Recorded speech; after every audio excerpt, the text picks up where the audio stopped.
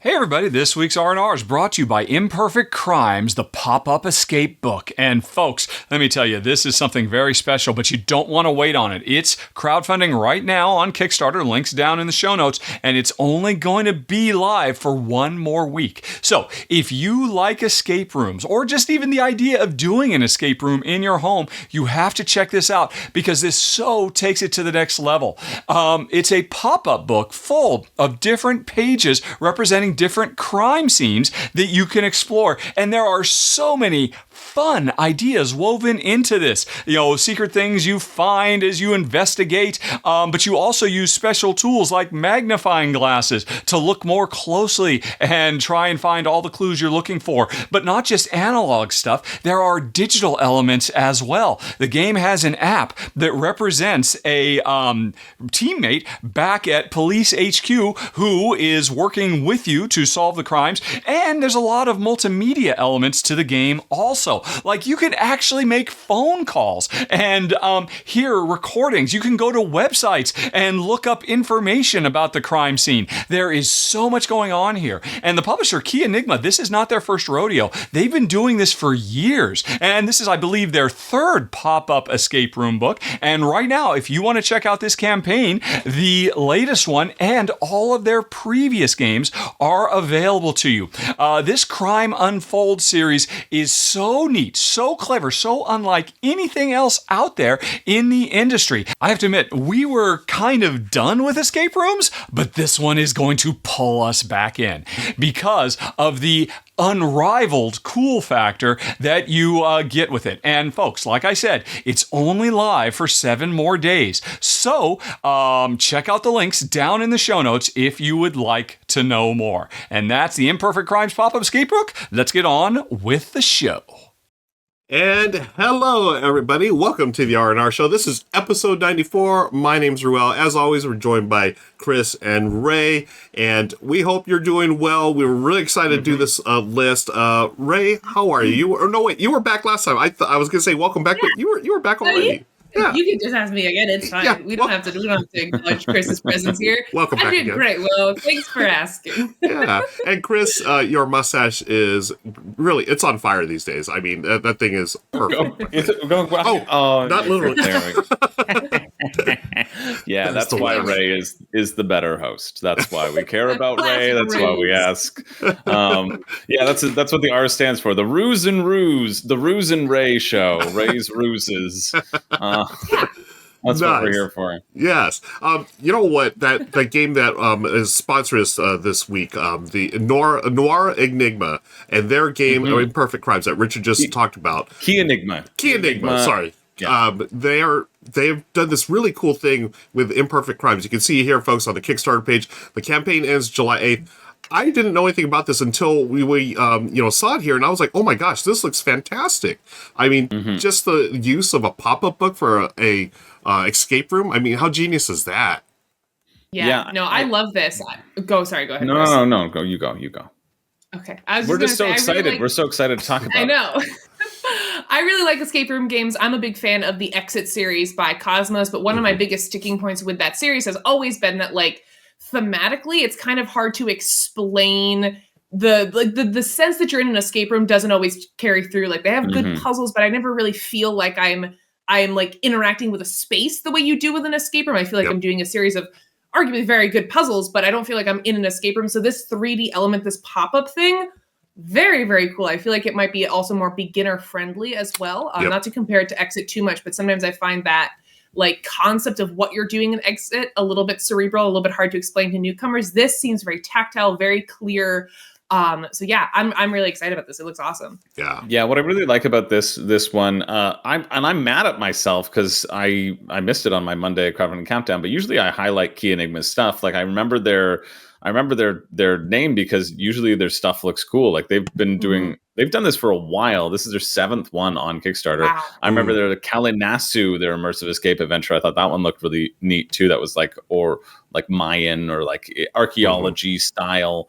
But the idea of having this physical, like this tactile little pop-up book is is cool. I've seen it replicated in a game called The Shivers, which Yes. I wasn't as big of a fan of, but I think like what this does nicely is that they are like these separate entities. They're not trying to add like 5 different puzzles into one room. They have like different room, and then that they can all tie in together into one larger one. That's what I think is exciting about this one. Yes. That's cool. Yeah, agreed. And I just, you hit for me, the key word tactile, right? I really think it's a really cool thing, the tactile, and having the app go along with it. And I feel like that's going to increase the replayability, because then you can, start doing different clues or whatnot with the app. So very cool. I wanted to point out the multimedia element of it is one of my favorite things. I love when games do that, when you get to like call someone and there's actually like a recording on the other end or something. It's one of my favorite things. Like that I remember the first time I ever experienced a game that did that. It was in a video game called Kentucky Route Zero, where there's a phone number. And we're like, can we call that? And then we did, and there was like a real like recorded phone tree you could do, that kind of stuff. That like is what makes me feel like a kid again. That sort of stuff, that element of discovery, of breaking the bounds of what you can do in a game. Oh, love it. Yes. So, folks, be sure to check that out. Now on Kickstarter until July 8th. And it has already been fully funded. So we're going to be able to see that game real soon. And that is King Enigma, the game Imperfect Crimes. Now, we've got a bunch of games that we're going to talk about today, and if you don't know, we record this live on Twitch, and we have an extended edition where we talk about even more games, so be sure to click on links below for that. But right now, what you've got is our top 12, and these are games that have been released in 2024. I think that's pretty much the criteria we're looking at for this episode. Is that correct? Yeah. That's it. Yeah. That's all I did. Yeah. That's same. 2024, and I have played them. Okay. Those are my criteria. All right. So this is the best game. It releases December 2024, and I've only seen the minis. Well, I only say that because I want to kind of stipulate this with like reminding everyone that I am not like a reviewer. I work for a publisher, so I don't get to play the volume of games that like some other people sometimes get to. And so I typically am late to these kind of lists, like these like best of 2024. The summer months are so busy with all these conventions, right? Like we're so focused on our own games that I don't really get to some of those big hot games until like November, December, when like things slow down. I'm able to like be around family and play these games. So I just want to put an asterisk on my list of like my end of the year list might be a little bit more like robust and like inclusive of everything. This is just stuff that I've had the chance to actually play. Because it's hard for me to get that first 6 months of games. It's like it comes so quickly, and I'm like, oh my god, I haven't played anything. Oh Jesus. Yeah. I mean, things move quickly in the board game industry, but we will get to it, folks, in just a second. Okay. Let's start with Chris with our number 12. What do you have for us, my friend? Absolutely. Well, and if you also want a peek into what Ray's obsessed with, and a peek into Ray's obsessions and knowledge and mastery, well, we had Ray rank some op titles in the pre-show, so you should go check those out. Get the inside scoop. Of somebody who works there, what their favorite ones are. We talked about a bunch of the fun ones again in the pre-show. But my number, I'm really excited to have this on the list because way back in, 2023, 2022, we usually do like biggest disappointments of a year and then like best of a year, right? And so one of this sort of sister title of this was on my biggest disappointments. I don't know if it was 2023 or 2022, but I am thrilled that this is on my therefore biggest excitements of the year, because like I feel like I played this game system in the right conditions, and that's Unmatched: Sun's Origin. So it's a new set from Unmatched. Unmatched is a bunch of different sets, and I think I played the Daredevil versus Bullseye one. Bullseye versus Luke Cage. And that one it sucked because I teleported next to Bullseye and I just punched him in the face over and over, and he couldn't do anything because I was so defensively strong. And I was like, well, this game was horrible. And then I got together with a buddy of mine recently. We were hanging out, and he really likes Unmatched. He's a lot of different sets. And so we played this. We played the Jurassic Park one where he was the dinosaur and I was the two professors, Jeff Goldblum, and the other one, famous Professor Jeff Goldblum. Yeah, famous professor, dinosaur researcher Jeff Goldblum. and I laid down on his couch with my shirt open while we played. You know, it was Of great. course. It was a beautiful night. It was very nice. We took our relationship we really solidified our friendship in that moment. But this one, Sons of Origin, was also a really real highlight for me because I really like when there's a lot of IP characters based sort of games, and I really like when a company like Unmatched will go sort of off the popular characters of the time. So these I think are just two generals in Japan or something. I had one where I had two like little mini minions, and my buddy Ryan had one where he was like more ranged, and so it felt very satisfying. It was very satisfying when I ran him into a corner and like pinned him in with the minions. I just felt the dynamic nature of playing Unmatched, and I was like, this is why people like this game. Like, this is why people enjoy it. I can see, like, it was so satisfying to like really enjoy myself. It took like 20-30 minutes to play, but I just like had a really, really nice time with this set in particular. And then when I saw it was 2024, it was a new release, I was like, oh, no way, great. This gives me an excuse to talk about it, because I'm really happy to have that as a juxtaposition of like my previous experience with Unmatched, and then returning to it, because oftentimes too, like, I'll have a bad experience with a game if I play it, and then I won't return to it because I'm like, nah, that sucked. I was like, oh, I played it as a demo. I'm like, why would I ever want to return to this game? But then returning to it, which is like, it was my friend Ryan's one of his favorite like styles, and I was like, yeah, let's play it, let's have fun. And then like being able to have fun with it was just like really, really delightful. So nice. Yeah, shout out to Unmatched. It was I got to see what the system had to offer, and I was very happy that I did. Yeah, great choice. I love the Unmatched series, and I'm with you, Chris. Some of the sets don't hit with me for whatever reasons, but some of them really do. I have not played this one, but I'm looking forward to it. I think the last one I played or the most recent game I played was with it was like the Sherlock Holmes themed one, I think. Yeah. That with the Invisible Man. That's the only one I've played. That one's fun. Yeah, I like that one. Yeah. I love the simplicity of it, just using the cards for movement and combat. And it really is a quick game, but it's genius in how streamlined it is, and you can knock it out in 30 minutes or so and have a really fun time with it. Yeah. Best line of sight mechanic ever. Yes. Just the colors. There's the colors on the map, and you're like, oh, are you in this color? I can hit you. Not in this color, I can't. Yeah. I'm glad you brought that up. That's such a great point. Yeah, that's because normally, Can you see the colors okay, Ruel? Because I know you're a bit colorblind. Yeah, I think, aren't there like little icons or like different backgrounds for the colors in that one? Because I know that maybe. So I haven't had have an issue with it. Yeah, I did not have an issue because I have almost all the Unmatched. By the way, I recently got the Bruce Lee Unmatched character, which has been out of print for years. One of my my oldest gaming buddies just gifted it to me. I'm like, oh my gosh, they saved me like $150, $200 just for this one character. So I cannot wait to play that one. But yeah, I'm looking at the board right now. We have it up here. I think I can see all those fine, and I think they are like different. The shades are just right, and I do believe that they have some kind of icons or different patterns in the background. So yeah, and if you didn't struggle with it, I mean that then that says something. Yeah, really, really enjoy that game. Ray, you're a fan of Unmatched? Have you played recently? I haven't played much of it. I've just a couple of work buddies of mine have that Sherlock version that we sometimes play when I go out to the office. But that's the only. I'm not a big. I don't know, like the heroes and the characters that are in it. I'm not big into IP games in general, just personally for my own free time. So it never called to me initially, but I did play that Sherlock version with my coworkers a few times, and I've always really enjoyed. Oh, nice! Really enjoyed it. I don't own it personally, but yeah. One of my favorites. I will always and forever have a very soft spot in my heart for Unmatched because I saw two people get proposed to over Unmatched at Unplugged last year. Oh yes. No, I was walking by the booth and Sue saw me and she was like, "You just like be quiet and watch these two right here." And I'm so glad she flagged me down because I'm such a sap. I'm such a romantic. And there was some special card where he had her like close her eyes or something, and they got engaged. And I was crying at the club at like 10 a.m. like the Friday of PAX Unplugged. So it'll always have a very special place in my heart because of that.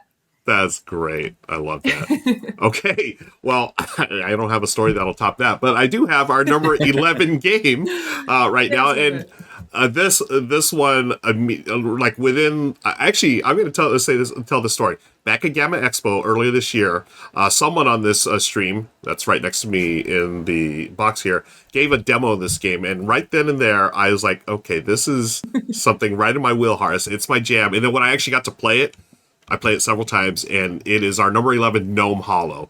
One of my favorite games of this year so far. It is absolutely fantastic. This is Michelle and I playing, and right here, and look at this board. Those are magnets, folks. There are magnets in the player board. Yeah. That alone really endeared me to this game. And they work, yes. In Gnome Hollow, it is it's a tile placement game, tile laying game. You're also managing resources, and you're doing a little worker placement. So it's got all kinds of stuff that I like in games. But it also has this beautiful artwork that's done by the designer of the game as well, Alman Anderson, designer and artist of the game. And just everything about this just flows really well. So you're placing tiles, trying to complete the little mushroom trails. And as you do, you're going to collect different types of mushrooms in order to go to the market and get those turned into treasures, which are points, of course. So it's got this really cool thing of like, when do you time, when to do certain things. And Michelle and I noticed, like, as we're going along the game is really, really cool, really fun. Then towards the end of the game, it's like, oh my gosh, I can do so much cool stuff here. I don't want this game to end. And I love that about any game where you're having so much fun, you're finding out the combos just right, and you're getting to the point where, like, okay, this game's going to end soon, but I don't want to. And I think that, to me, is like the best endorsement of any game, where you're going through it, and whether it's 30 minutes, 20 minutes, 2 hours, or whatever, you're like, I don't want this to end. I want to continue because I'm having so much fun. And Gnome Hollow skyrocketed on the top of my list. It's right now, I think, it's actually one of my top 3 games of 2024 so far. And I think it's wonderful. It is a family weight game, but I'd say probably just a step up from family weight, because there are a couple of moving parts here, especially with, trying to time when you go to the market to get the the most points for turning your goods. But boy, oh boy, Michelle and I really love this. I'm keeping an eye on the BGG forum. So you bookmark stuff, and I'm keeping an eye because I feel like someone could make a solo version for me, and I would totally stream that as well. So anyways, I love everything about Gnome Hollow. That's why it's our number 11 on the list. From the up, Gnome Hollow. Hey, Ray, do you got anything to say about this game? I have a lot to say about this game. Heard about this, right? Yeah, we talked about this in the pre-show a little bit about favorite games from the op, and this was what I at gunpoint decided was my favorite. It was under duress, but I said that this was my favorite. This is such a great pick, Ruel. Obviously, I'm biased. This is going to be one of our really big Gen Con releases coming from the op. But it's so good, and I loved what you said about kind of like the pacing of this game, how it really does ramp up. I demoed this game a lot to folks at Origin, so I got a lot of experience showing this game to people for the first time, which, let me just say, it will never get old for me to not tell people about the magnetic boards. Yes. And then, move them or something during the game. Like, I love during setup, I have them all set up, and I got to successfully pull this off like 5 times where I go, hey, could you hand me your board real quick? And they go to like move their pieces off, and I go, no, it's fine. And I just pick it up with all those little nubbins on it. And then the look in their eyes, they go, wait, what did you just do? I love it. That's great. Fun, like, magic moment as a demoer, because it's so simple. It doesn't affect the gameplay, but it's just this level of quality and polish that's really fun. And I really am excited to see what the industry does with this concept, because it's never really been done before. This concept of magnetic player boards instead of dual layered or something else, right? Mm-hmm. So I love that, and I also love the pacing of this game, because there's almost inevitably a moment where people are like, I don't really have a lot of like good placement spots. I can't really use these tiles. And then by the end, especially in a full 4-player game, you end up with this garden that is just so massive and sprawling. And there's all these little paths you can follow and you can complete. And it's just a really satisfying arc, which is something I really look for in a game, a good ramp up, good pacing. So yeah, great pick, Ruel. Thank you for picking it, so I didn't have to. I think it's a great choice. It was on my short list as well, right? Okay, like cool. there is not, like, if it wasn't going to be on Ruel's, it was going to be on mine. Mm-hmm. And that's a testament. I'm so excited to get a copy and to do that to people who I teach it to now. It's so magic. I'm so friggin' thrilled. I think people really do need to keep a watch for this game. It's like so easy, so accessible, and it's interesting enough. I find family games sometimes to be uninteresting personally. Yep. And so Totally when Ruel valid. was like, when Ruel was like, it's a family game, I was like, no, it's not. Like myself and my neighbor and not friend Yuval played this, and we were like, okay, how can we block each other? How can we do this? And we were playing with Ray, and Ray was like, I've never seen two people like be so like just objectively mean to each other on the board, like tactically with this, but like it can happen. I was like, oh, I really enjoyed playing it that way in terms of being like strategic and cutthroat, and totally. I think this is going to be a friggin' smash hit. Like we're really excited for it. Spiel nominee contender. Like it's really good. And I'm excited to review it because I was like, it's one of those things where I was like, hey Ray, you want to put me in touch with people so that I can review it and give it a good review just because I want it in my collection.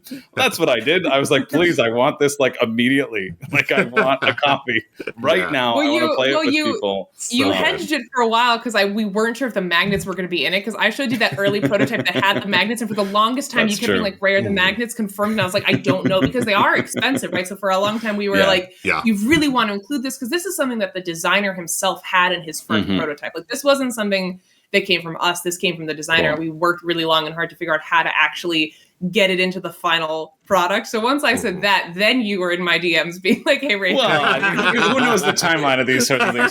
Who can tell? Who knows the timeline? Ray's got receipts. But I do think you're going to have a lot of fun demoing that and not telling people about the magnets. That's awesome. Joy. Nice. Yeah. All right. So that's number 11, Gnome Hollow. Moving right along to number 10, and Ray's got this choice.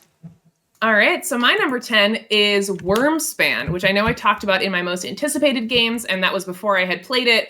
Very happy to say that I like this game a lot. I'm a big fan of Wyrmspan. If you're unfamiliar, this is the standalone kind of sister game to Wingspan. It carries through a lot of the bones of Wingspan with the resource management and the engine building, but it obviously has a different theme, which I think is very fun. It's not going to be for everyone. It has a very different art style as well. But in this game, you are dragonologists who are studying and enticing dragons to come live in your local caves, I guess. But the things I like about what this does is first and foremost the art. Not that I don't like the Wingspan art. I think that makes sense for a game that's based in reality to have very hyper realistic art. But I love this watercolor kind of sketchy style that they do in Wyrmspan. I think it's really stunning. I also love that this is a standalone game. It is not an expansion. A lot of the stuff, because it does obviously share those bones of Wingspan, a lot of the things that were implemented in this game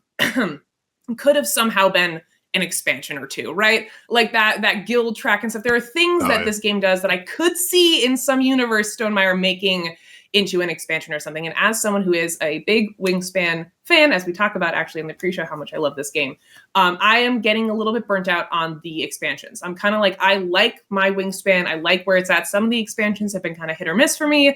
I'm done with more Wingspan content. I like that game where it is. And I'm very happy that they chose to go this route, right? I know a lot of people were kind of confused or upset at the concept of this game existing. And I'm personally a big fan of this because it does functionally feel like a different experience, and I like that it is a standalone separate thing than Wingspan. Other things I like about this is I like the action economy in this game. I wouldn't say I necessarily like it more than Wingspan, but it does a good job of effectively feeling different than Wingspan. So I wouldn't make a value judgment on which I like more, but in Wingspan, you have these action cubes, right? And so everyone has the same number of turns, and as the game goes on, you have fewer and fewer of those cubes. In Wyrmspan, your action economy is based around these coins, which you can get more of, and you always have the same number every round. So the pacing is very different, and there's a really interesting action economy that I like and I think feels different than Wingspan.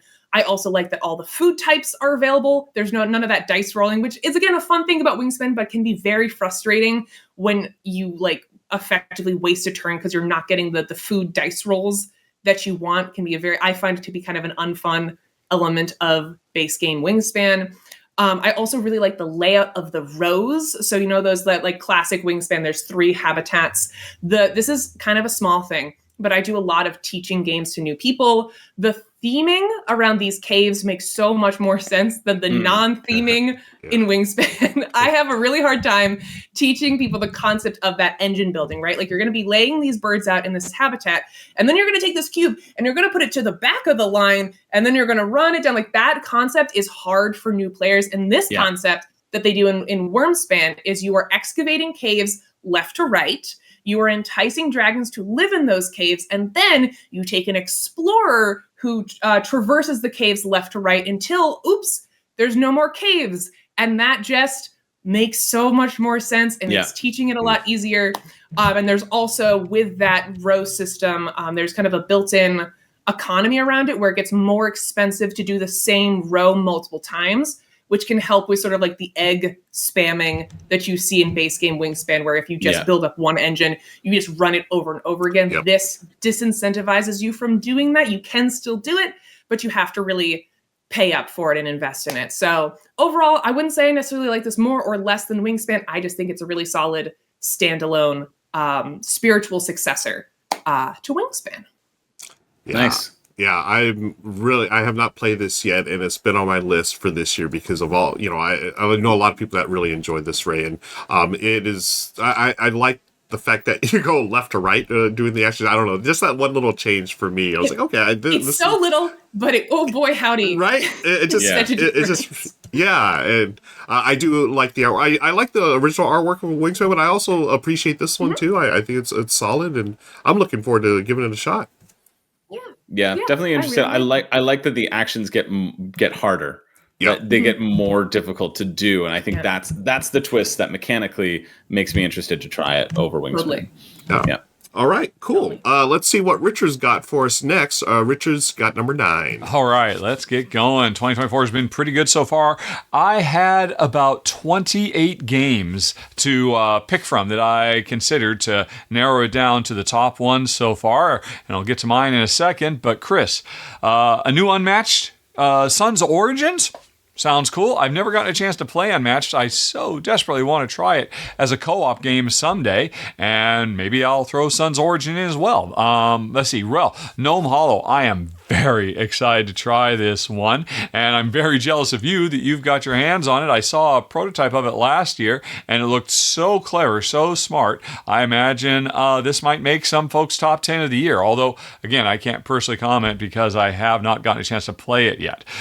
Dropping a hint for Ray there. Let's see. Oh, and speaking of Ray, Wyrmspan. Oh, I am so sorry, Ray, that we have to agree to disagree. Wyrmspan is probably my biggest disappointment of the year so far. Not that it isn't a really smartly designed game, but for me personally, it is such a step down from the design of the original Wingspan. I mean, I guess it's a lateral step, and I already talked about this in the last roundup I did, in my Rahdo roundup. But it just takes everything Wingspan does so well and just kind of gums it up a little bit and adds complexity, which just wasn't necessary, and at the same time just hampers the best thing about Wingspan, which is the wonderful building of engines. It gets much harder to build engines now, and then the continual running of engines. It gets much harder to run your engines now. I love the look of it. I think it's very pretty, and some of the ideas are very, very cool. And it's not in any way, shape, or form a bad game. If I'd never played Wingspan, I'd probably rate this higher. But for my taste, it's got to be them birds. Let's see. But now, let's get to number 9 on the list, which I was already excited about going in. And I know you were too. You must not have played it yet, I guess, because otherwise, it may very well have made your list. Number 9 on the top 12 is Cities. Although, actually, looking at it again, Ruel, I know you're colorblind. Can you tell the difference between the red and the green buildings down there in the bottom left? That is the one blemish on an otherwise absolutely amazing little game here from hopefully we'll be seeing this design duo again, Phil Walker Harding and Steve Finn, the two of them, two of the best designers out there for making elegant, fast-playing, streamlined Euro games. Well, working together, they make one of the high marks of, I think, both of their careers. This is a SimCity style inspired game, where you're working on one of 9 different buildings or cities around the world, and it's just a very simple, fast drafting game where you're drafting tiles to expand your suburb of the city. You are drafting buildings of 4 different types to put on those cities. You're drafting little features to be able to put inside the different sections, and you are drafting point scoring cards. And I mean, it sounds simple, but it is deep and fun and just a blast. Probably, I think the thing that elevates it more than anything else is, unlike the vast majority of games like this, it is really strongly thematically grounded, and I really appreciate that. It seems more and more these days, I find myself bemoaning the fact that designers just won't do the extra bit of work to try to make the thing their games thematically grounded. They say, oh, it's just random people on a card. Who cares who they are? Oh, it's just a random scoring objective. Who cares why you're doing it? You're just trying to do this various thing. But here, all the different scoring objectives are thematic. If I take this card, I know what it is I'm trying to build. I mean, this is probably the most thematic SimCity style building game since Suburbia, a decade ago? And it's absolutely fantastic. And really, the only big problem with it, and it is a major one, and it breaks my heart, well, because I know you're colorblind, and I know you love Phil Walker Harding and Steve Finn as much as I do, but you'll have to get out your Sharpies, I think, to be able to mark all the red buildings or something like that. But except for that one blemish, Cities from publisher DeVere is phenomenal. One of DeVere's best designed games over the last few years, and they've had some real bangers. And Cities is number 9. Wow, I have been so fired up about Cities, and that is such a letdown, Richard. Thank you for letting me know. But you know what? I'm still going to get it. I'm still going to play it because I've got a wife who's got, not 20/20 vision, but she's not colorblind, so she's going to help me out. I will say, Michelle, what's red, what's green, and I will take that Sharpie and write down on each tile what's red and what's green. I love this design duo, Phil Walker Harding, praise be, and Steve Finn. They do wonderful games, and I'm so thrilled that this made the list because I can't wait to play it. Yeah. I mean, when you say SimCity or like anything like that, that is my absolute jam. I just haven't had the pleasure of playing it yet, but it is on my list for sure. I mean, it's a DeVere game. Enough said. Yeah. DeVere don't miss. Yeah, they've don't miss. just been absolutely crushing it lately. They're rocking it. They really do. Yep. I want to just get their entire catalog, and I think I'll be very happy. Oh, yeah. I'm literally like putting it in my cart right now, so I don't keep forgetting. It's really bothering me. Every time you talk about it, I'm like, man, that sounds good. And I just keep forgetting to actually get it. Love it. Okay, so thank you, Richard. Let's go on back to Chris for number 8. All right, my number 8. Again, I was surprised that this is 2024 because I think I played it when it was on Kickstarter. I got to play an earlier copy, and I kept my little retail version copy from this company that usually does deluxified games. Speaking of magnets, we have Fractured Sky. Yeah. Fractured Sky has some magnets in there, and they're completely unnecessary. Everything about the deluxe version is completely unnecessary, but it doesn't make it any less fun. I respect it, I know, but you can pay double to have the same product just with cooler little ships. But the core of the gameplay is actually what I really like. It kind of reminds me, it gives me Raw vibes a bit, and that should be high praise in terms of the idea of bidding.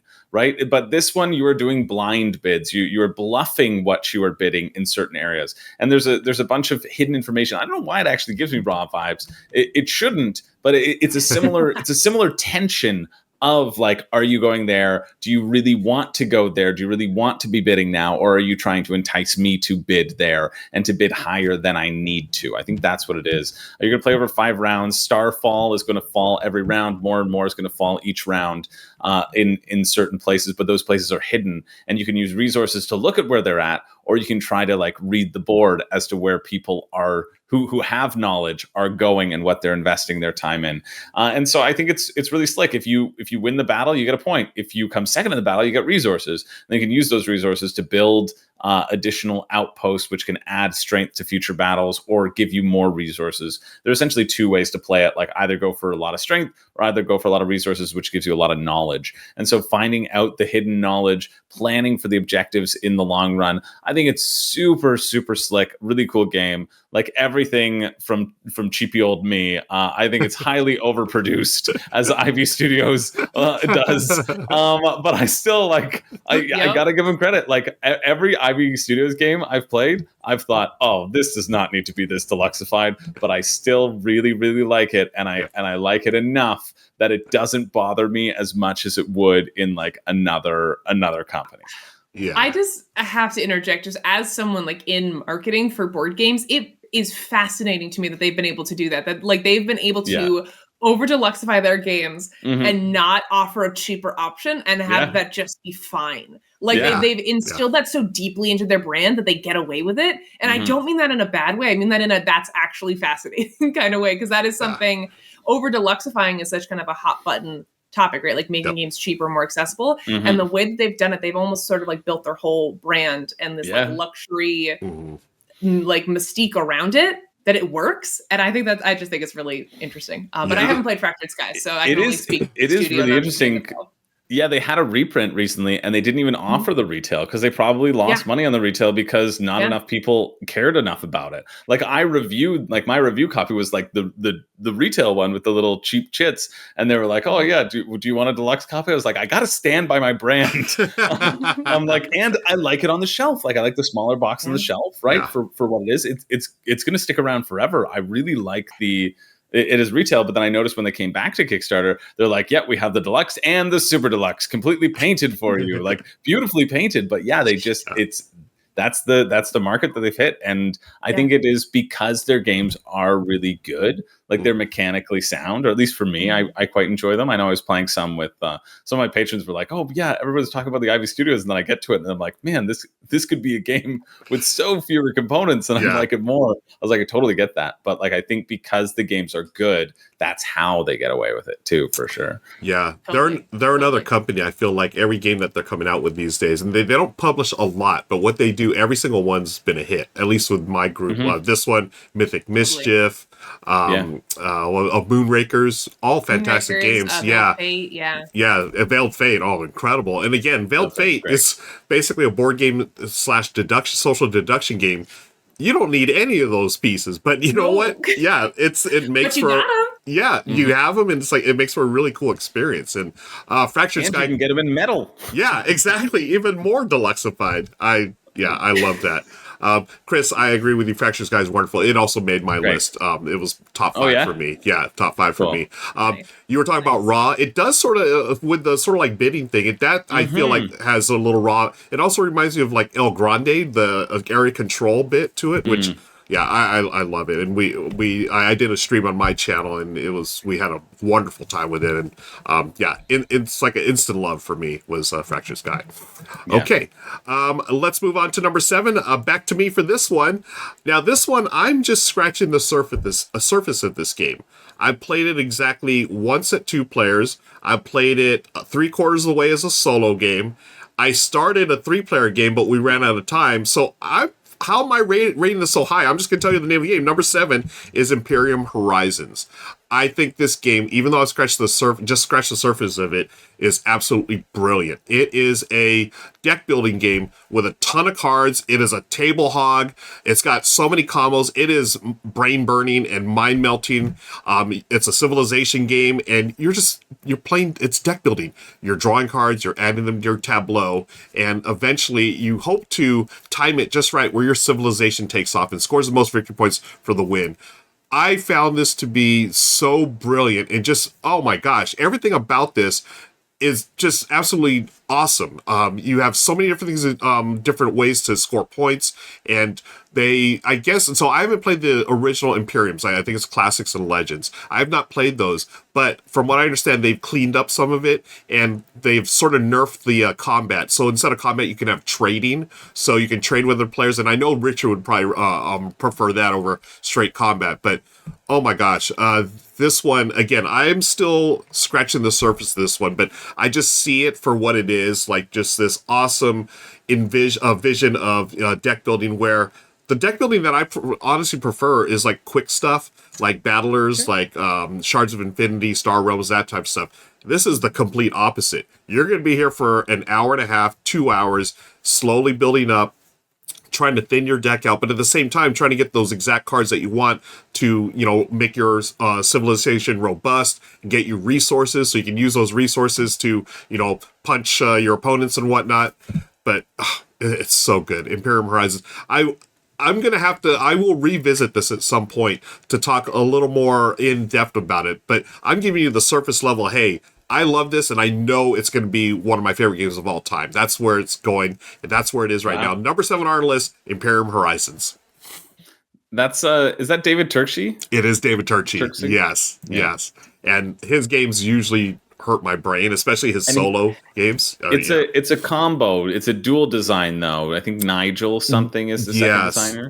I forget the name. You're right though. It's Nigel something. But I know Richard will have something to say with this because we've talked about how much he's enjoyed this, and I feel like this is, for me, it really is going to be one of those all timers for me. But yeah, deck building, folks. Nice. I love it. Nice. All right. Who's next? Oh, it's Ray. Up to Ray for number 6. Yes.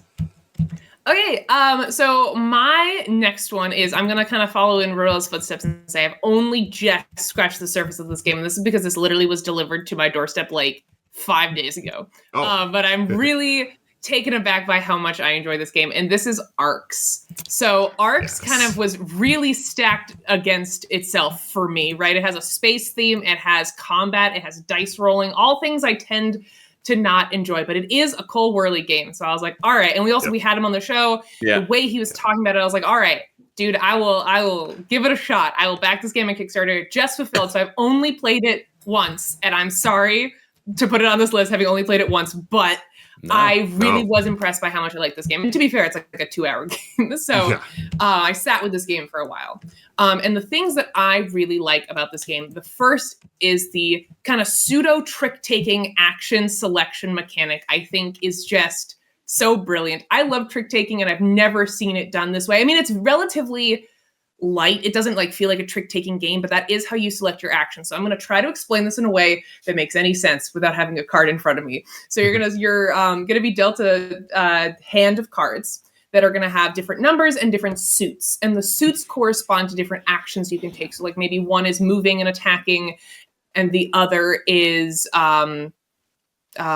declare, what is it, going and getting a card, or claiming a card. There's a term for it, securing a card. A bunch of different actions you can take, and the leader, whoever's leading the trick, is going to play a card. So it's going to have a suit and it's going to have a number, and then people after that are going to play like a regular trick-taking game, and you can follow suit. And if you can follow suit and beat the number of the leader, you get to take all of the actions on that card represented by pips. So higher numbered cards have typically fewer pips, but they're more likely to beat, and you're able to actually take all of those actions. You can also play an off-suit card and just take one kind of consolation action or whatever. It's just a really clever mechanic, and you can also tank your card. If you're the leader, you can replace your number with a 0, which means you're not gonna be able to do everything, but you are able to claim one of these open win conditions.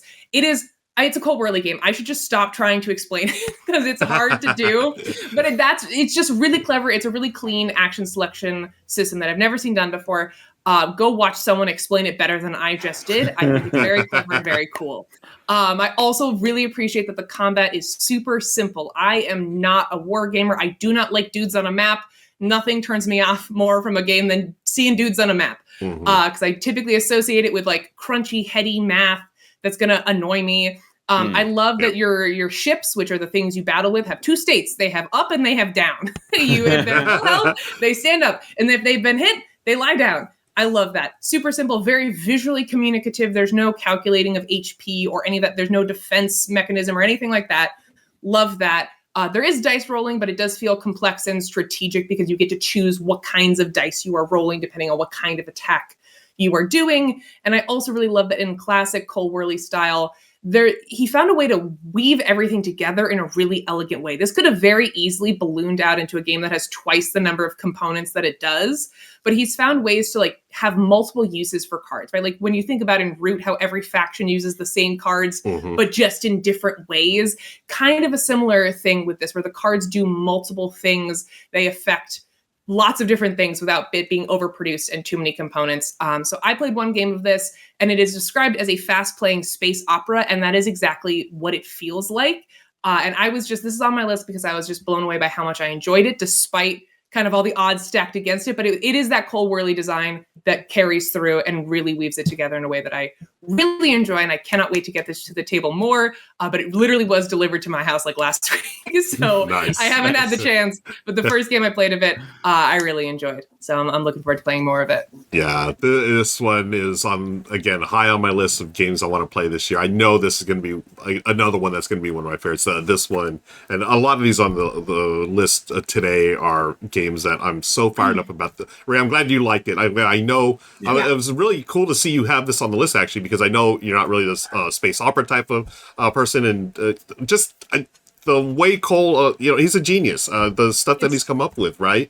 And especially when you have the combat where it doesn't feel like the typical war game combat, right? And even like he did that with Root as well, right? It's just, it's very simplified, but it makes sense within the context of the game. So really excited to hear you have this on the list. Really has once again tricked me into playing a Dudes on a Map. Once again, I've been bamboozled. Nice. Okay. Richard's got number 5. Richard, take it away. All right, continuing on. Chris, Fractured Sky. Have not gotten a chance to play it. Probably won't. Area control, mixed with, mind game deduction-y stuff. I don't think it would be a good fit for me and Jen, but I do remember watching Shay's run-through of it on the channel when it was crowdfunding last year, and yeah, it did look really brilliant. And honestly, having just played IV Games' new title that's about to go on crowdfunding, what was it, Brink, they seem to become a publisher to be reckoned with, and I expect this one's probably going to make a lot of top 10s of the year as well, because man, the production value on it just seems through the roof. Ruel, Imperium Horizons, this makes me so happy to see this on the list. I knew you would love it. Sadly, I haven't had a chance to play it, even though I've gotten a copy. Amy did a great run through for it. I'm sorry, not Amy, Maggie did a fantastic run through for it early in the year while Jen and I were still on the road, and it's just sitting on my shelf right on the other side of that wall over there. It's drilling a hole in my brain. I just haven't had time to actually play it yet, so I'm very excited to spend some quality time with doing some trade instead of some exchange as opposed to extermination. My favorite X in a 4X game, and Imperium still, I think, is one of the greatest modern Euro card designs of all time. An amazing title, and I'm so glad to see you agree, Ruel. Ray, Arcs. Ever since we had Chris Leader on the show back in, was it January? Yeah, that's right. Yeah. And he talked about arcs and whatnot. It sounded so fantastic. Have not gotten a chance to play it myself, but if all goes to plan, Shay will be doing a run through of it for the channel in July, sometime in the next few weeks. I know he's got a copy of it. It's going to coincide. He's doing a how to play for his channel. He's going to do a run through at the same time on my channel. So I can't wait to see it in action. But now let's move on to number 5 on our combined list, shall we? It's Blueprints of Mad King Ludwig, which, man, this has just come out of nowhere to be maybe my new favorite roll and write of all time, because it does so many things. First of all, this completely replaces the original Castles of Mad King Ludwig for me, because, excuse me, it does away or simplifies and streamlines what was the biggest stumbling block for me and Jen with the original Mad King, which was the I split you choose that so slowed the game down and just made things take forever. So it's just a much faster, snappier draft, which is really nicely implemented. But then once you get your card you're going to build, I love the blueprint aesthetic of this. That you there's a bunch of different colored pencils, and you're writing on vellum paper. So as you're trying to figure out, as you can see right there, how is this room going to fit as I expand my castle for the Mad King? And then you just get out the pencil and you fill it in. The roll and write of this is just a blast. And by the time you're done, you've got, the strongest thing about the original Castle Mad King Ludwig was always at the end, you feel like, wow, I've got this really odd castle, but it somehow has a theme. It tells a story, and that definitely happens here. But the fact that I'm not just putting tiles down, I'm actually, at the blueprints table, literally designing this thing as I go with the really cool transparent paper, so you can, when you draft the cards, you can slip them in, rotate them around, make sure everything fits before you start drawing it in. It's just a blast, and I think it's just absolutely phenomenal. And ensures that, there's a nice random mix of stuff because you're drafting cards. But, some people would say, why aren't these just tiles like the original game? Well, because you want to have such a wide variety. Some of the tiles shapes, I should say, that come on these cards, I don't know if you could actually make them in tiles, because the tiles would be very, tough to actually cut and all of that. Because the fact that, there's just the only limit is the designer's imagination for the different shapes, and then you draw them on the board, just gives so much more flexibility and freedom.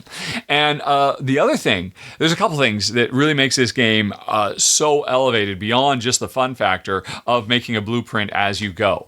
One is the Bezier Games' attention to variable objectives. There are so many of them in this game that you can collect over the course of the game, and they combine in so many fun and interesting ways. There's the four public ones that everybody's racing, and every time, I don't know, if you can play this game 100 times and not get the same combination, probably 1,000 times and not get the same combination of public objectives, and those objectives radically change the way the game evolves. But then players can be grabbing their own private objectives they're trying to complete as well, and these combine to give so much replayability and variability.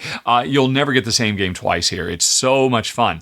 And then on top of that, the powers, because every time you build a building or a type of room, you're unlocking one of several different powers, and often as the game goes on, those powers can really start to combo chain together, kind of Gone Shown Clever like, and it's so satisfying to pull off big super turns where, okay, I do this one thing and that gave me the power, and I can use that power because I've got enough of them to trigger these other two powers that lets me do something that I would have thought was impossible at the beginning of the game.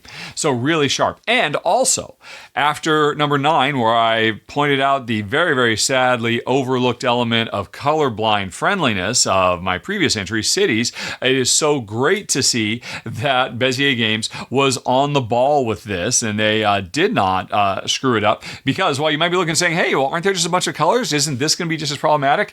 Every single color has its own unique symbol. You could play this game with a ballpoint pen of a single color, and instead of shading in the greens and the reds, like I'm showing here, you could just be drawing in the symbols for the different types of rooms as well, and it would be just as playable. And so that attention to detail is also much appreciated.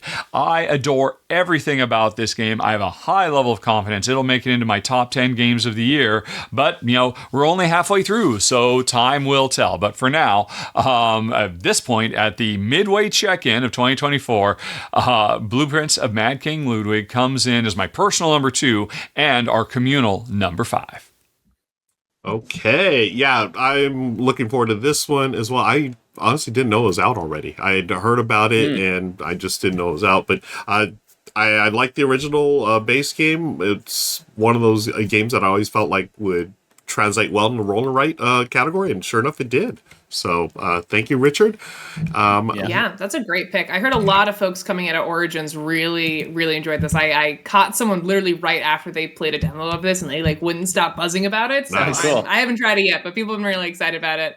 I Good feel to like know. I haven't seen someone do something cool with transparency in a Yeah. minute. I feel like it was a little bit of a fad for a second, and then people kind of stopped using it, and it's cool to see it making a design comeback. Yeah, very cool. And again, shout out to Bezier for making sure colorblind players can play the game as well. Okay, let's move on to number 4. We got our final 4. Moving on to Chris. Okay, this one's our number 1, and then we'll do 4, 3, 2, just in that order. But I don't know how I got this one here. I really like this one. I'm stoked for everybody else to get their copies. This was on GameFound. It's by Burnt Island, and it's Endeavor Deep Sea. Endeavor Deep Sea is so good, so good. I'd never played any of the other Endeavors before playing Endeavor Deep Sea and after playing Endeavor Deep Sea, and I don't need to, because this is the one that I would want to play, and this is the one that you should play as well. My favorite things about this game are that you have like 4 tech tracks. Oh, look, there they are on the screen. How great, what great timing that was. These 4 tech tracks improve your abilities throughout the game, whether it be adding new people with better powers, the amount that you can explore down below, the amount of workers that you can retrieve, all sorts of different stuff like that. And you start at the top of the ocean, and then you just go down. And the further down you go, you're shuffling up these tiles, you're revealing with this modular board, and you're finding things to explore and things to conserve, right? And you want to get all of your little discs out on the game. On the board, that's what you do. You have a bunch of discs, try to put as many of them out as possible. You get a bunch of points for them. I think the scores were super close when I played this, and I like a good tight scoring condition. Especially, it's really fun when everybody's like, I'm like, oh, I'm at 82, and like you're at 80, and you're at like 78. And I think that's fun. Everything about this, it just works in terms of combos. I love that the trays were also made out of sugar. Or sugarcane pulp. That was the type. And yeah, I just think it is a really, really slick game. And I deeply, deeply regret not backing it, because the only reason I didn't back it is because my neighbor and not friend Yuval was backing and had a copy. And then I'm like, Nice. well, yeah. So I was like, okay, fine. I was trying to do this thing where if somebody who I know who lives, less than 50 meters away from me has a copy, maybe I don't purchase a copy for myself. Yep. And I still deeply regret that I didn't purchase a copy for myself, even with that stipulation, if I can just literally go over and grab it, because I like it so much that I want it that on hand, and I'll probably end up getting a copy for me too. Yeah, it's really, really good. Highly recommend checking it out. I don't know if it has delivered yet or not. But I saw that it was listed as 2024 on BGG, and I said, that's what this list is about. So yes, get excited for it. And I think it's one worth looking out for, and be excited if you backed it for it to arrive at your door. Don't know when that is, but I think it's soon. I think it should be soon. Yeah, I've heard a lot of hype about this. I'm so glad that you like it, Chris. And now I know it is a good game. If you've got gets your seal of approval, then it's something I need to check out ASAP. Yeah. Cool. Let's get to the top 3. I've got number 3, and this is my personal favorite game so far this year. I actually played it last year as a prototype, did a sponsored playthrough for it, and then when I got the final product, I was like, yeah, it confirms why I love this so much. It is our collector number 3. It is a game called Let's Go to Japan, and this is a tableau builder by Josh Wood, who has quickly become one of my favorite designers based on 2 games, exactly 2 games. He's done a bunch of ones like Cat Lady and stuff, but Let's Go to Japan and Santa Monica are wonderful, wonderful tableau builders. He's doing some really different things in tableau building. And in this one, I love the story behind this. I'll just quickly tell it. Josh was set to go with his partner to Japan. Then a little thing called the pandemic happened, so he couldn't go to Japan. So instead of going to Japan, he made a game about going to Japan. And this is a game literally about planning a week-long trip to Japan. You have all these activity cards that you want to do. You're going to draft cards. It's a card drafting / tableau building game. You will put those into the different days of the week, Monday through Saturday. And what you're trying to do is line them up so you can gain the most points. It's going to affect your mood, number one. Like, is it a happy mood? Is it a sad mood? Depending on where you put it. And then, just like in Santa Monica, it surprised me where there's this like spatial element to it where at the end of the game, after you've laid out your tableau, you're literally going to take a little train car and go left to right, going to your different destinations. And if you plan it right, you'll get the most amount of points. Now, you're mainly trying to stay in Tokyo or Kyoto. You can go to both cities, but it will cost you more train tickets to get there. And then you're trying to balance that resource.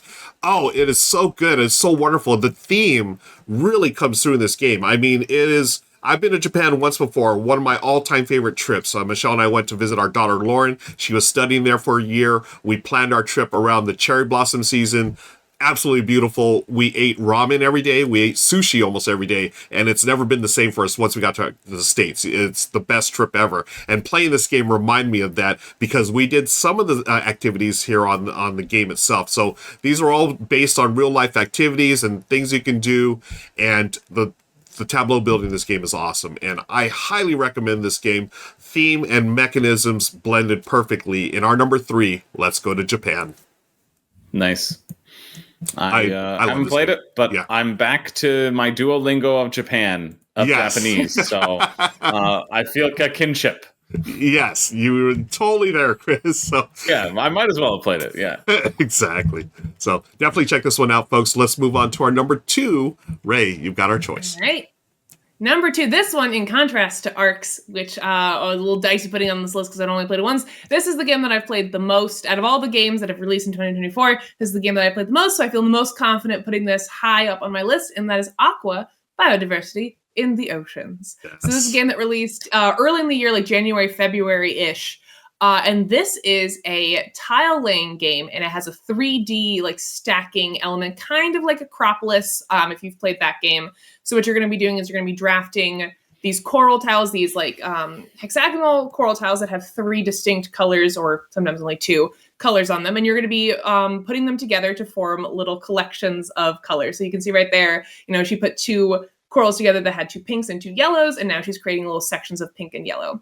And you can, as you're building out your coral reef, if you get the correct combination of colors, you can attract small animals, which take the form of just small little hexagons that you put on top of the proper orientation coral. And so now you have 2 layers, right? You have coral on bottom, then you have a small creature on top, and then part that I love is that if you get the right combination and orientation of small creatures on this second layer, you can then bring in large creatures to form this third layer. And the idea is that you're creating this biodiverse ocean ecosystem from the ground up. You have to have a diverse array of coral and then a diverse array of small animals, and then you can sustain these larger animals on top of that. And it's this really fun, it gets compared a lot to Acropolis and Cascadia because of the theme and because of that layered approach to tile laying. Truly, at this point, I've played so much Aqua, it really doesn't feel like either of those games, truly. Like, the puzzle is very different, and I find it to be a lot crunchier and a lot tighter than both of those games. This is, like, it has a relaxing element. You can play this in a calm, sort of plodding way, but I find this game quite tense and quite stressful. It's also much more aggressive than Cascadia, just simply with the drafting. So with Cascadia, right, it refills every time. Every person who plays gets a full array of tiles to choose from. In Aqua, you're going to be taking turns, and those options are going to be going down. And there's a mechanism for you to become first player, but that creates a lot more player interaction, which it's my one big thing against Cascadia, is I don't like that it kind of feels like multiplayer solitaire a little bit. I'm like, I'm making my nice little habitat here, and yes, there's drafting, but I'm not always really paying attention to what other people are doing. Maybe that's why I always lose Cascadia. But this feels much more inherently interactive, a lot tighter, a lot crunchier, which is what I prefer in a game. So I feel like these nature tile laying games tend to have this really, like, they're calm, they're family weight. This is not that, and that's why I really enjoy it. So yeah, that's Aqua, Biodiversity in the Oceans. Yeah, a great choice, Ray. This was also on my short list for games so far this year. I figured Gnome Hollow and Aqua would make it. I'm glad to see both of them are a wonderful game. I'm glad you brought up Acropolis and Cascadia. Those are the first two that come into my mind. But yeah, it plays different enough where I think all three deserve a space in your collection or library if you have the space, because all three are wonderful games and great choice. Thanks. Okay. Richard, what you got for the final one on the list of top games of 2024 so far? Okay, all right. The final four, an excellent selection of choices. Chris, I cannot say how jealous I am of you. I so desperately want to play Endeavor Deep Sea. And I guess me, like everybody else out there, will have to keep waiting because it hasn't come out yet. Which, makes it a bit iffy putting it on this list, but hey, I did the same thing with Cities. As far as I know, Cities is not available. It'll be available at Gen Con. I'm sure Endeavor Deep Sea will be available at Gen Con. But hey, you got to play it in the first half, and so I broke the same rule as you. Not that we ever established a rule for this. Regardless, I'm just waffling because I'm just so desperate to play this game. Potential top 10 of the year candidate based on, the pedigree of the design and the developers and the publisher. Very excited for Endeavor Deep Sea. Ruel, Let's Go Japan is fantastic. And I think really cements Josh Wood, who, his day job is a board game developer at AEG, I believe, but he is an amazing designer in his own right. I'm not sure. I think I might still prefer Santa Monica over Let's Go Japan. And of course, a lot of people love Cat Lady too. Josh, he is on fire, and this one is so charming, so smartly considered, so thematically integrated, and the story behind its development, I don't know if you told the story, Ruel, is wonderful as well. Definitely one of the ultimate examples of making lemonade out of lemons. Ray, Aqua is so gorgeous. I think the OP is going to have a very good year. I mean, 2 entries on this list from the OP, and I could totally see why, this would be a top game for a lot of people out there. Definitely if you love Azul or similar tile-laying, largely abstract tile games, you probably want to check it out. I mean, I love the dual layer, laying down, the base work and then putting the individual, fish on top of it. Really, really sharp, incredibly fast, packs a huge punch in such a tiny package. And hey, Vincent Dutray art just makes it absolutely stunningly gorgeous. And then finally, our combined number one, which, there's every likelihood it might be my number one game of the year. But man, there is so much amazing stuff coming this Essen. Folks, if you haven't already done it, be sure to subscribe, because we'll be pretty soon doing Essen previews. And before that, we'll be doing Gen Con previews here on the R&R. So there is a very exciting second half of the year coming, including Cities and Endeavor Deep Sea. But for now, I've got to say the best game of the year of 2024 that I have played so far by a country mile is Windmill Valley. The third game from new design up-and-comer Danny Garcia is his best. Last year, I loved Barcelona from the same publisher, Board and Dice, and I loved Arboria, but this one really takes the cake because, it stands on the shoulders of one of the all-time great modern Euros, Zolkin, with its spinning gears, and elevates the experience in every way. The little dual-geared windmill board that everybody has in front of them that you get to spin so often in this game. You're constantly playing with this thing, not only for actually, taking your turns, but also just planning your future turns. You're like, okay, where am I going to put this upgrade? What's it going to line up with when it gets over there? So, I mean, just the fact that this is so wonderfully done. The action on this spinner is so smooth. But that aside, it is so deep. As you're upgrading the left wheel or the right wheel to try to make the right combos of actions that you get to do on a future turn 3 or 4 turns from now, while also investing in the tulip trade.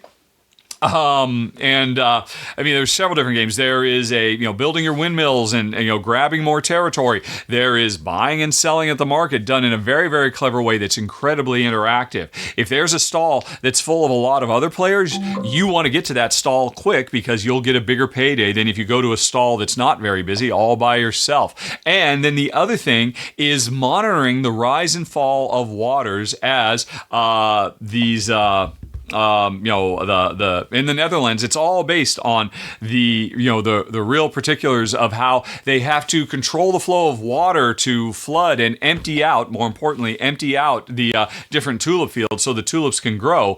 And, there's so much that goes into it. And again, it's another place where, okay, well, I like the water level as it is, but on your turn, you increase the water level. And that not only, changes the overall makeup of the board, because now everybody's, because if the water levels are changing faster because of a choice you made, that's totally changing how my windmill is going to operate. And it's also speeding up the game. But it also gives me an opportunity to capitalize on that because maybe I wanted to jump ahead. You're the one who took the time and money to invest in speeding it up, and now I can reap the benefits. Players are so interlocked. Even though this is not a game with a mean bone in its body, there is still so much that your economy affects my economy in so many different ways. Oh, and also, not for nothing, this has got to be the prettiest game that publisher Board and Dice have ever put out. It's so bright and wonderful and colorful with all the different colored tulips that you're planting into your own fields. Just everything about it is sharp, sharp, sharp. And it now means the designer Danny Garcia is in danger. Is he my third favorite designer now? It's a bit too early to say with only 3 games, but they have been 3 amazing games, and they are just getting progressively better with every single one. Later this year, he's going to have his 4th game out, Daitoshi. I'm excited about that one too. Time will tell, but I'm telling you right now, folks, Windmill Valley, this is going to be on a lot of top 10s at the end of the year. It's certainly going to be on mine, and it's our number 1 at this midway check-in point. But folks, I'm just getting started. If you want to go into the extended episode, follow the links down in the show notes. I've got a full top 10. In fact, I've got almost 30 I could talk about. I still haven't decided if I'm going to give you a top 30 or a top 10. But check out the extended show, and I'll see you there. All right. Thank you, Richard. Folks, there's your number 1. There's 12 games so far we think are the best of 2024 so far. Mm-hmm. But we've still got plenty of time to go this year. There's going to be a lot more great games coming your way. I want to thank Chris and Ray for hanging out with us today. I want to thank Richard for hanging out with us via video. And I want to thank our sponsor. Thanks to King Enigma for sponsoring this episode. Be sure to check out Imperfect Crimes on Kickstarter until July 8th.